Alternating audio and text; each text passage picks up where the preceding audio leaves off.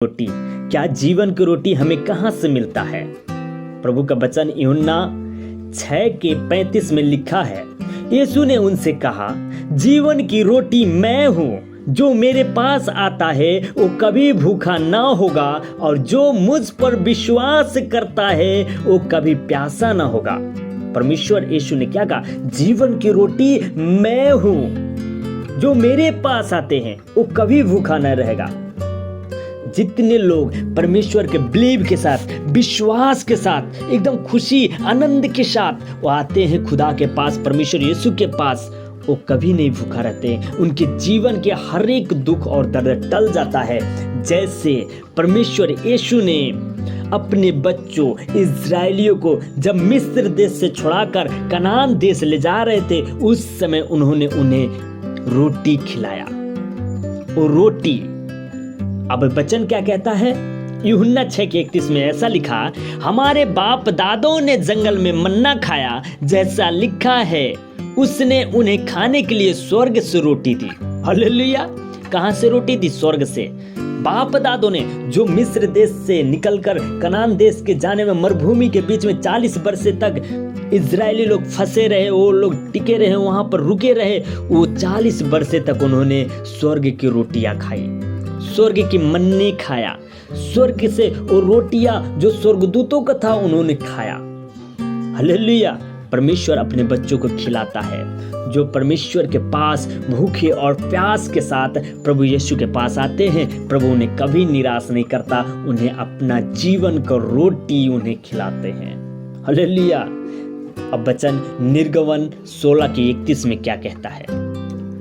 Israeli के घराने ने उस वस्तु का नाम मन्ना रखा और वो धनिया के समान सफेद था और उसका स्वाद मधु के बने हुए पू का सा था। वो इज़राइली लोग, इज़राइली के जो घराने हैं, उन्होंने मन्ना खाया और जब मन्ना उन्होंने देखा तो कहा ये क्या है, और उसका नाम रखा ये मन्ना है। मन्ना का अर्थ ये क्या है, वो समझ नहीं पाए ये क्या है, पर परमेश्वर ने अपने बच्चों को मन्ना खिलाया। जो मन्ना स्वर्गदूत के लिए था, जो स्वर्गदूत वो रोटियां खाते थे, आज वही रोटी परमेश्वर अपने बच्चों को खिलाते हैं। इसका मतलब ये हुआ कि सच में स्वर्गदूत रोटी खाते हैं। अगर वो न खाते तब मन्ना कैसे गिरा पृथ्वी पर और इजरायली लोग कैसे खाए? और वो कैसा था? वो धनिया के समान सफेद था और उसका स्वाद मधु के समान था। वो धनिया के समान क्या था? सफेद था और मधु के समान वो मधुली थी, जैसे मुख में अपने माउथ में डालते ही वो रोटी ब्रेड मधु के समान टेस्ट स्वाद आने लगता था। परमेश्वर ने अपने बच्चों को वो मन्ना खिलाया। हालेलुया! अब भजन संहिता 78 का 30 और 24 में परमेश्वर का वचन क्या कहता है? तो उसने आकाश को आज्ञा दी और स्वर्ग के द्वारों को खोला और उनके लिए खाने को मन्ना बरसाया, और उनके लिए खाने को मन्ना बरसाया और उन्हें स्वर्ग का अन्न दिया। परमेश्वर ने क्या किया? स्वर्ग के आकाश से खोल दिया, स्वर्ग के दरवाजे खोल दिया और उनके खाने के लिए क्या बरसाया? मन्ना बरसाया और उन्हें स्वर्ग के अन्न दिया। क्या कहा उसने? स्वर्ग के अन्न दिया। इसका मतलब है कि स्वर्ग में खेती होती है, स्वर्ग में फसलें हैं, स्वर्ग में अन्न है। इसी के लिए ना उन्होंने स्वर्ग की रोटियां दी, स्वर्ग की मन्ना दिया। किसे? अपने बच्चों को, अपने भेड़ की। जब इस्राएली लोग फंसे थे, दाऊद लिखता है कि कहता है कि परमेश्वर ने स्वर्ग के दरवाजे को खोला और उनके लिए खाने के लिए मन्ना बरसाया और मन्ना बरसाए और 40 वर्ष तक इजरायली लोग मन्ना खाए। उस स्वर्ग की रोटी, जो रोटियां स्वर्गदूत खाते हैं, वो रोटी उन्होंने खाया। परमेश्वर ने आज हमें भी वो रोटी देना चाहता है। उसके पास आने वाले जितने लोग हैं उन्हें वो रोटी देता है, जैसा वचन में लिखा कि मैं जीवन का रोटी हूं, जो मेरे पास आते हैं वो कभी प्यासा न होंगे, न वो कभी भूखे होंगे। क्यों कहा उसने? इसलिए कहा कि वही जीवन का रोटी है, उसके सिवा इस जगत में कोई नहीं कि हमें तृप्त कर सके। जब इजरायली लोग भूखे थे, जब इजरायली लोग प्यासे थे, तब परमेश्वर ने चट्टान से पानी गिराया और परमेश्वर ने उनके लिए स्वर्ग से मन्ने गिराए और उन्होंने खाए पिए और तृप्त हुए। आज जितने भूखे प्यासे मेरे भाई और बहन आप लोग हैं, आपको जो भी इच्छा है, विल है, वो खुदा के सामने कहे, खुदा आपकी सारी इच्छाओं को पूरा करने वाला है।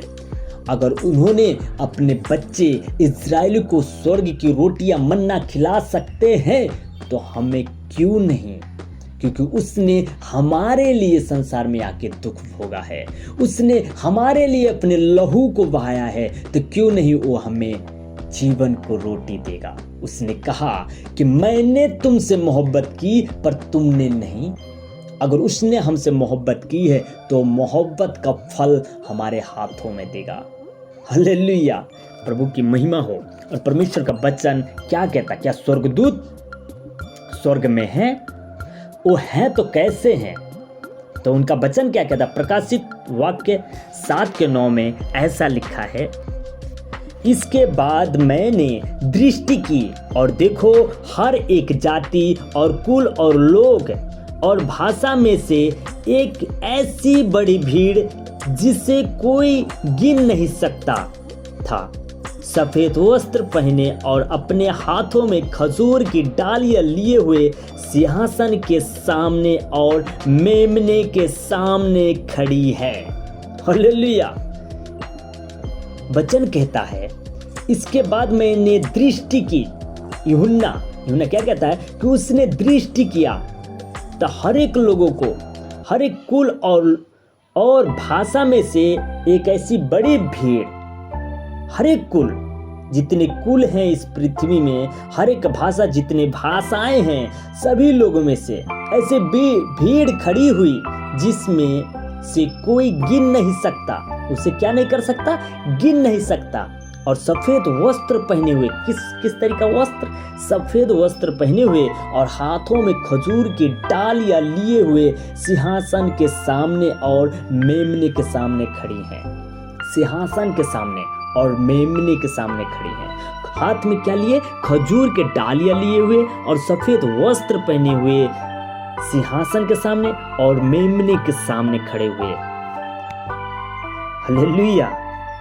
इसका मतलब ये है कि खजूर के डालियां जो है, खजूर जो है स्वर्ग में खजूर है। और वो लोग, सारे लोग किसके सामने खड़े हैं? सिंहासन, यहोवा राजा और यीशु मसीह मेमना